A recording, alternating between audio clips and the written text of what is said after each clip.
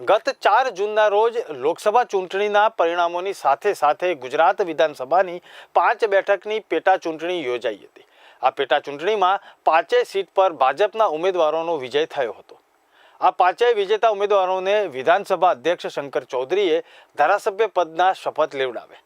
આ સાથે જ વિધાનસભામાં ભાજપનું સંખ્યાબળ 156 થી વધીને ઐતિહાસિક 161 સુધી પહોંચી ગયું છે।